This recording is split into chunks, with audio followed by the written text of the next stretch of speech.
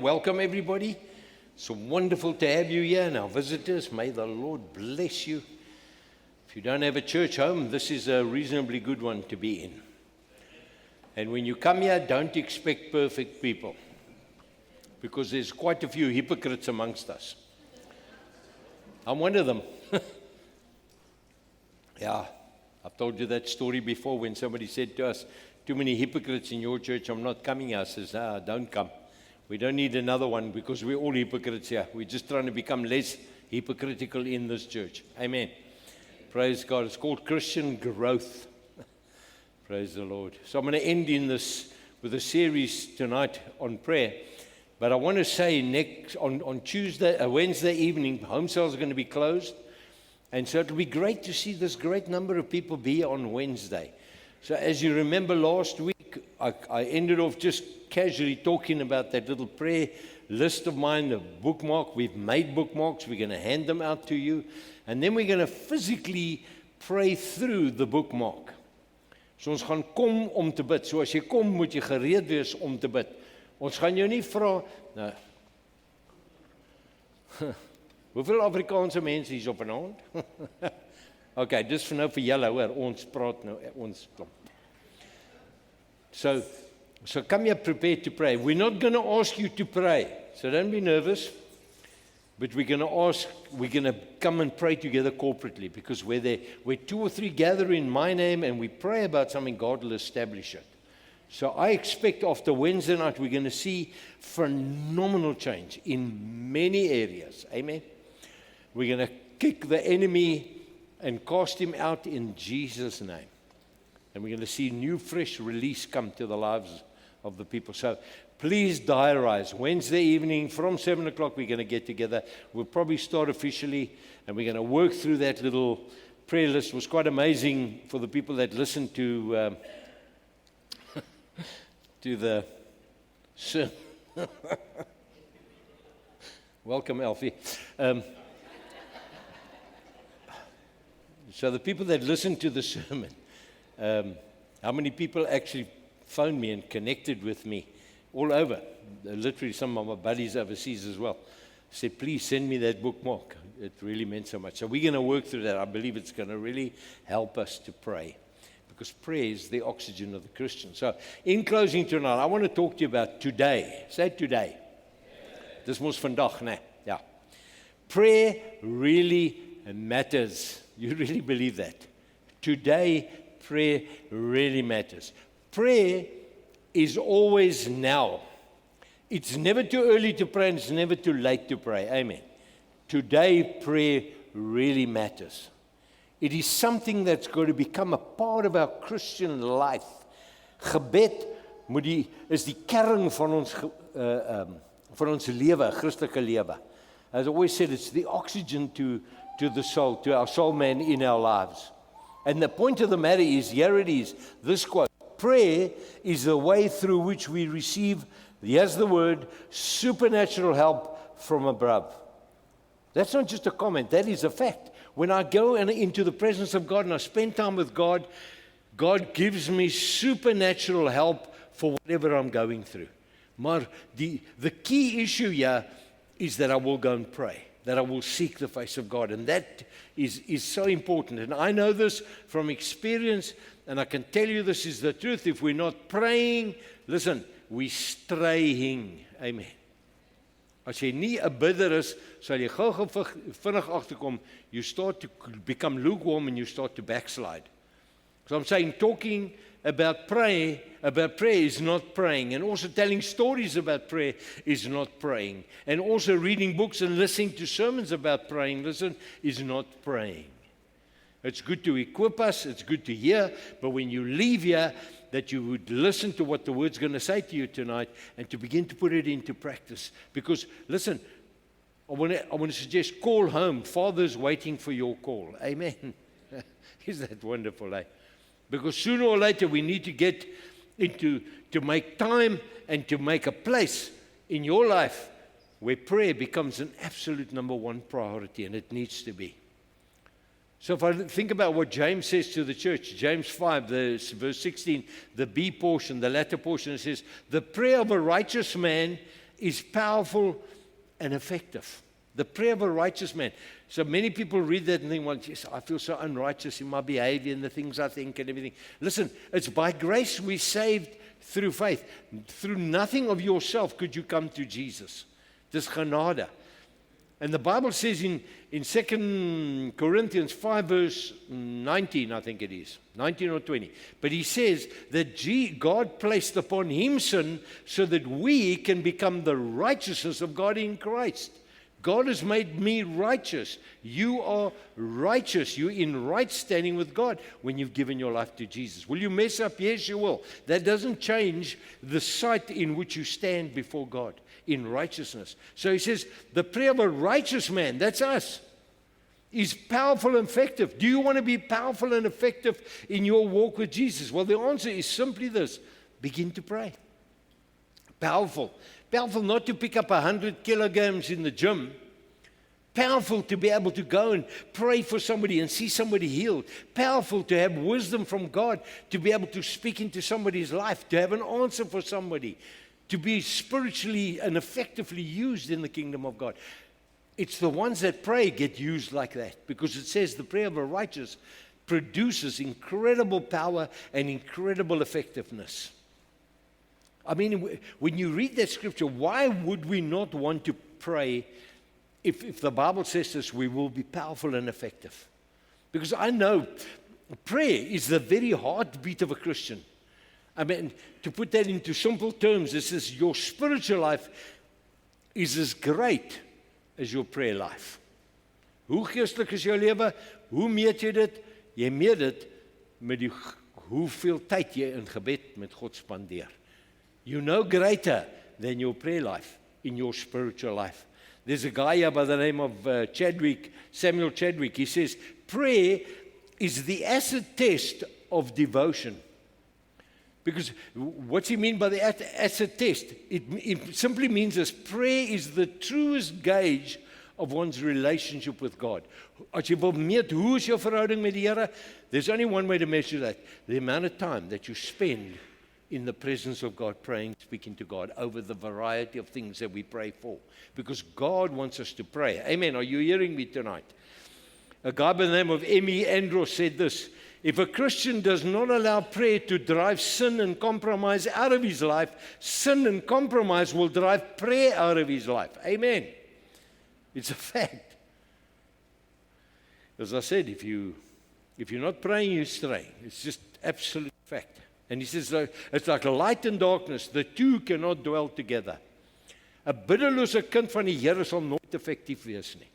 We've got to be prayerful children of God. That's what God's called us to do. And I know that prayer, whether you like it or not, and let me just remind you, I've got good news for you. Prayer is hard work. Amen. It's a vital but extremely difficult element in the Christian life. And remember what I spoke about last week? To pray is to stretch yourself. It takes effort, it takes energy, it takes commitment, it takes dedication.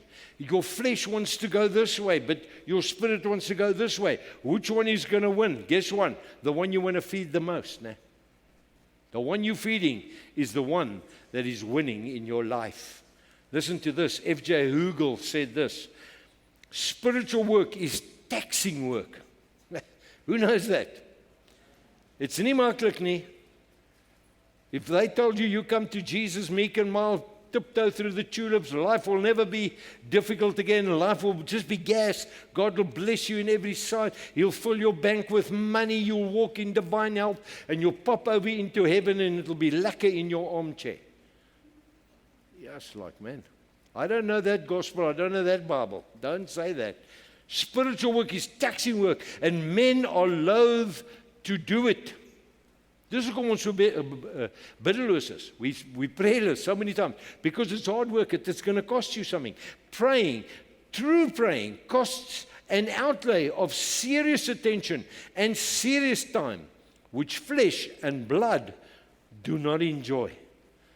Jou vleeslike mens hou jou weg. There are times in my life when I've got to go into a time of prayer, and it is so asof ek voel, yes, Lord, ek weet nie, I'd rather go watch the TV. South Africa. I hope there's nobody on your phone now watching SA playing, all right? If he is, just get up every now and again and say we won, okay? No, I'm only kidding. But the fact of the matter is, our flesh wants to do Gerard, los daai foon, hè? So that's exactly what it is. Our flesh pulls us. The enemy pulls us to want to not do it. It's taxing work. That's why we need to stretch ourselves. We need to go and spend time in prayer. The time you want to least pray is the time you want to most pray. Hope you heard that one. It's been said that 7 days without prayer makes 1 week. W-E-A-K. Nah. And watch this. Prayerless, you're powerless. If you're prayerful, you will always be powerful. You'll always be effective, because the prayer of a righteous makes you incredibly, as he says here, powerful and effective. That's what the Word of God says. I mean, I've said what I'm going to share with you now in my time, and I've heard a lot of people saying it, and people in this church, I've heard it said. And when you move around Christians, or maybe sometimes they're not even Christians, but they say this that I'm going to share with you. How many times have you heard people say this, or maybe you've said it yourself? We've done all we can. The only thing we can do now is pray. Have you ever heard that? Ons het nou alles probeer. Kom ons bid. Pastoor, ons het nou alles probeer. Ons kan jy vir my nou bid? Listen, prayer needs to be your first go-to, not your last resource. No matter what you're going through, the first thing you need to do is pray. Ons moet in daai gewoonte inkom. Amen. Today prayer matters. Not tomorrow, not another day. If you're talking to somebody and they have a need or a problem, bid somewhere op die foon somebody, oh no. Amen. Amen. Are you listening to me? We need to do that. Prayer really should be our first resort. I love what Oswald Chambers, and he really touches on this so powerfully. Listen to this. And my experience with this is true. What he says is the truth. I've seen this. I've been in the corporate world. I've worked there. I know this. Prayer and worshiping God are the great essentials for spiritual fitness. As jy geestelik fiks wil wees, you need to be praying and worshiping. It's just, that's what it is. Okay. If you have not started today in prayer and worship, when you get to work, you will not only be useless yourself, but you'll be a tremendous hindrance to those who are associated with you. Jou Christen, aan die brand Christen. Jy spandeer nie tyd met die Here, kom jy by die werk. Jy gaan 'n suurknol wees. You're going to be a miserable person. You're not going to have the answers that God wants to give you because you haven't spent time in the presence of the Lord, which is important. And I say there are many places to pray, and it's important that we pray. And I put a few of them down, and I see that on the PowerPoint as well, is we need to pray while we drive in our car. Sometimes you need to pray in tongues, not the other one you're using for the taxi, you know. That pray in tongues rather, better. Pray when you're in the shower, particularly when the geyser breaks. Pray in thy koue water. While you're having lunch, pray. While you're waiting at an airport, pray. When you're riding your motorbike, pray. I love it. In my helmet, nobody can hear me. I talk lekker to the Lord. I love it. It's one of the greatest prayer times when I'm riding my bike. But there's a but here. Say with me, but. If you want to be a true, powerful prayer warrior, you must have an appointed time and a place to meet with God. Dit is belangrik om op al hierdie plekke te bid. You see, you can't grab your stuff in the morning and you got up too late and now you want to drive to work. Doen het maar. But I can tell you, you can't concentrate. You're driving your car. Your mind's confused. You need that quiet time. You need that separate place. Listen what Jesus says here in Matthew 5. Verse 6 and 7. He says, and when you pray. Notice he didn't say, if you pray. No. He says, when you pray. In other words, it's important to pray. That's what Jesus is saying. When you pray, you mustn't be like the hypocrites, for they love to pray, standing in the synagogues and the street corners to be seen by men. And I tell you the truth, they've received the reward in full. But then he gives this beautiful advice. Matthew 5, verse 6. But when you pray, he says, go into your room, close the door and pray to your Father. Where are you? Quietly by yourself in a secluded place, just you and your Heavenly Father. And on Wednesday night, we're going to work through that bookmark so you can do that in your quiet time as Jesus says you must go. He says, your Father who is unseen. It is then your Father who sees what is done in secret will reward you, obviously openly. When you walk out of there, out of that prayer time and that prayer closet, man, you know the Lord is with you. Jy wandel in oorwinning. And you just know it. As opposed to the same Christian that didn't pray, that hopped in his car and he's trying to pray and he's swearing at the taxis and he's angry and he's carrying the workload and you've not laid that stuff at the feet of Jesus. As I say, it's important to pray with your partner. It's important to pray corporately. Die goed is baie belangrik. Wat 2 of 3 by mekaar kom is die Here daar. But God commands that we have intimate time with Jesus. Amen. Are you getting this stuff? We need to understand it. The most important thing is that you find a place where you can isolate yourself, uninterrupted, and spend time with your Heavenly Father. I've never found a more clear scripture on the subject than Colossians 4 verse 2. Just listen to this. He starts off with a little word, B-E. It's not B-E-E, no, it's not B-E. B. B. And you see, when somebody says be, he's telling you to do something. It's not a feeling. Be nice in your heart. And if you feel okay, then you pray. No, he's not saying that, yeah. It's not a feeling, it's an action. When the Bible says be, he's telling you, he's giving you instruction to be in action. Now, where oxy? Be earnest, be unwearied, and be steadfast. In what? In your prayer life. Dis nie wonderlik nie. There it is. Wees ernstig, be unwearied, and be steadfast in your prayer life. Then he says, being both alert and intent. Jy moet met 'n doel in jou gebedslewe wees. Intentional is doelgerig. That's what it means. We need to be doelgerig. Intent in English simply means firmly determined, and it means to be focused when I go into my inner room. So when you come, he says, be earnest, unwearied, steadfast in prayer, being both alert, intent in your, what does it say, church, there? In your praying. How? With thanksgiving. Met dankbaarheid. Coming to God. Earnestly, I come to God. Unwearied, steadfast in my prayer life. I'm intent, ek's doelgerig in my praying to God. And I'm thankful for what God does. Because the fact of the matter is, the purpose of prayer is not to get God to be in sync with my life, but it's to get my life in sync with God. That's why I pray. Laat ek in die wil van die Here is. Our Father which art in heaven, hallowed be your name. Thy kingdom come and thy, listen, will be done on earth as it is in heaven. We're praying for God's will. Prayer doesn't change God, it changes us. Amen.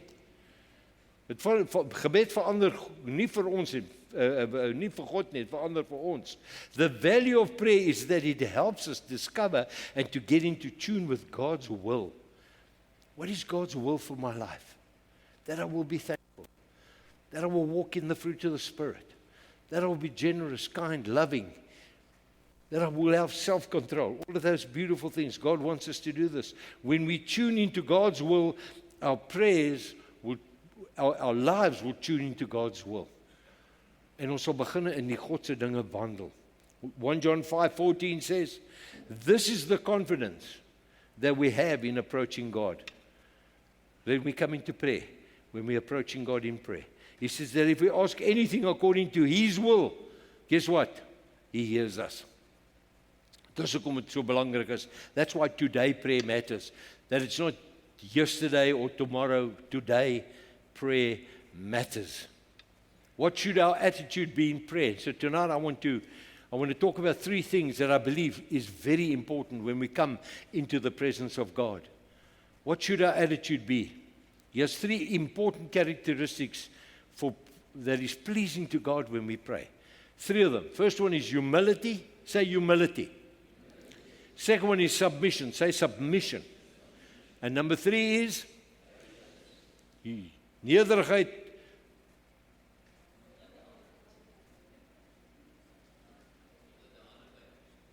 onderdanigheid. Eugene, jou grootbek het jou weggegee nou. En geduld. And you see how important this is when you come into that inner room and you begin. And today, my prayer matters. Today, I need to pray. Today, I need to come into the presence of the Lord. Humility. Listen, prayer stands alone as a complete act of humility. You know, the Bible says in James, God is opposed to the proud, but he shows himself favorably to the humble. You can't come with a vinty attitude in the presence of God. Close the door behind you and say, "Who's that, Papa? He's ons nou lekker," you know. You think God's going to hear that?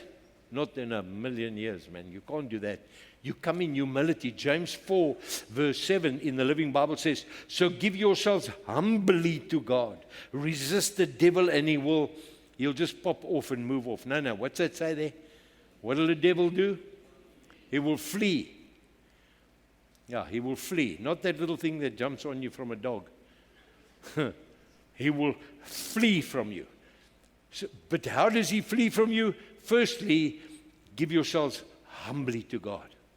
When we come into the presence of the Father, the King of all glory, who's opened his heart to us through his Son, Jesus, we have access, and in Hebrews 4:16 says it, we can come boldly and with confidence to him. And we're coming into the presence of the King of glory. You need to humble yourself. Why do people kneel when they pray? You know what that is? It's because we humble ourselves. Even if you lie flat on the ground before the King of glory, we come in, we humble ourselves. The next time you pray, I want to encourage you with this. Spend a moment talking to God about your posture. If you're kneeling, say to God, "You know what, God? I'm kneeling now before you because you're the great I am." And you'll be quite surprised what you will tell him when you start telling him about the posture that you're in. Maybe you're standing with your hands, "Oh Lord, I stand before you with my hands lifted high because you're worthy of all the praise and honor. And you're the one who answers. You have the answer to eternal life." And you begin to tell him, "Lord, I'm still lying in the bed here. I put off the alarm 3 times. I should be praying, but I'm not." Now, don't say that to him. Get out of your bed when that alarm goes off. Go spend time with the Lord. Make it earlier, that alarm. But humility is such an incredible, important part of when you come into the presence of God. And you need to understand that you come humbly before the Lord. The second one was submission. Prayer ranks as the ultimate act of submission. Jy kan nie met 'n vinty attitude in die teenwoordigheid van die Here kom nie. You need to come in submission. You've got to submit yourself to God. After you've cried out to God with your feelings, and sometimes maybe you're not happy and you're in a bad place, and so you come angry, you're hurt. But as you begin to pray with God, you begin to calm down, and reason begins to set in, and we begin to soften, and we begin to listen. And that is such a beautiful place to come, and in submission. Because when you're angry and you're bubbling over and you're miserable and you're kwaad for iemand, when you come into the presence of God, you know what? When you begin to submit to God, that ugly, terrible spirit of the enemy will depart from you very quickly, because you humble yourself before God. The Bible says the devil will flee from you. Hy wil nie in daai teenwoordigheid wees nie. That's why it's so important. Before God can speak to us, the proud, strutting little rooster in us must become like a little chick beneath the wings of the Almighty. That's what submission is all about. I love the scripture, Psalm 17 verse 8 says, "Keep me as the apple of your eye, Lord. Keep me as the apple of your eye." Yes, jy smaak my Here en ek's baie lief vir jou.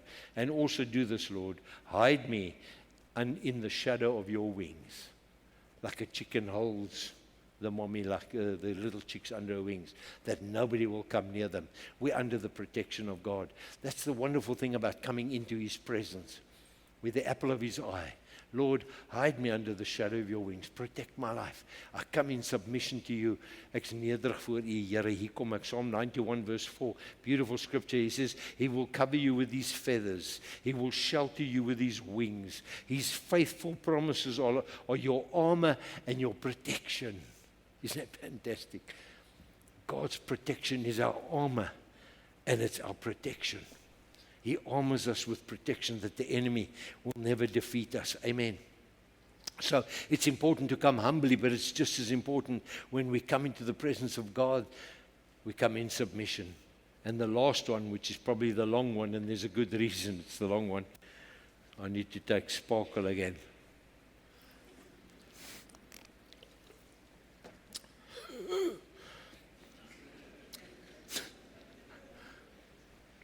Number 3, to wait patiently for the Lord to act. Oh, God help us. Say patiently. Say it again. Say, I'm a patient person. Dis julle lieg die hele lot van julle nou. En julle sê dit nogal. Listen, we need to wait patiently for the Lord to act. Is at once the most difficult but most rewarding aspect of your prayer life. Other than coming humbly before God, submitting my life to Him. The next one is called patience. Man, oh man, oh man. Psalm 27 verse 14 encourages us with this. Wait patiently for the Lord. Be brave and courageous. Yes, wait patiently for the Lord. To who did God say, be strong and courageous? Who did He say that to? Joshua. He had given Joshua a promise. He said to him, you will take in the promised land. You're going to go and you're going to take Jericho out. He didn't know if they were going to. He worked on the word of the Lord. What did he do? He just carried on. How? Patiently. That's what it means, as it says here, to be courageous and brave. That's so important that we're courageous and brave. It's part of being patient. Because when you're not getting the answers that you think you should be getting at the time you think you should be getting, guess what you've got to be? Patient and brave. Amen. Are you hearing this tonight? Because I can tell you, there's many of you sitting here that you're on your last thread with your patience with God right now, in the answer that you're expecting. Amen? Yeah? We won't ask you to put up your hand, but it's the truth. Romans 8:25 says, but if we hope for what we do not yet have, how do we wait for it? Patiently. God always answers. God always answers. I tell you what, patience is in times leads to many, many heartaches. Because you got dick of waiting, you began to make your own plan. Psalm 106 verse 13 says, but they soon forgot what He had done, and they didn't wait for His counsel. How many times have we done that to God? We prayed, we asked God, but then we made our own plan. Anybody in the house that's done that? Mm-hmm. I want to ask you to know, what percentage of time in your life have you spent sorting out the consequences of the impatience and hasty choices that you made? Hey? Anybody? Can I see your hands? I know God doesn't give me these words because I'm talking to myself only. Let me tell you what, patience brings great reward. Here, that we will be patient. I want to read to you something. The source of this is unknown, but it's really, really good. And I believe it will help us in so many ways when we pray, because it covers the area of patience, the third item, which is important in prayer. So I'm just going to read it, and then we're done. But I want you to listen to this tonight. Very important. It's called Patience in Prayer. Ta-na-na-na. And if you drink sparkling water at Tsitsikamma, you sorts. Listen, when the idea is not right, listen what God says. No. Say no. God says no. No when the idea is not the best. No when the idea is absolutely wrong. No when, though it may help you, it would create problems, maybe even for somebody else.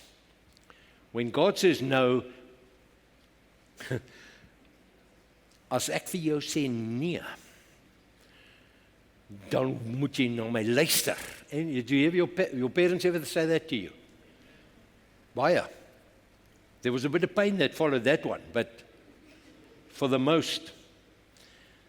I heard it. But God says no. Listen, when the time is not right, God says, say with me, slow. Say slow. He says no, now he says slow. God says slow. What a catastrophe, and I want you to think about this tonight. It would be if God answered every prayer at the snap of our fingers. Do you know what would happen? He says, God would become your servant, not your master. Suddenly, God would be working for us instead of us working for God. Because that's, unfortunately, our nature. And that's how we behave. So God says, slow. And here's something beautiful. He says, perhaps we need to change our view about our prayers. And it might be a good idea. He says, frequently the prevailing idea of many is that when we come to God and ask Him for something that we want, expecting Him to give it if we have enough faith. Here, dit's met geloof ek vra dit. So Here, nou verwag ek U moet dit doen, want ek kom nou in geloof by U.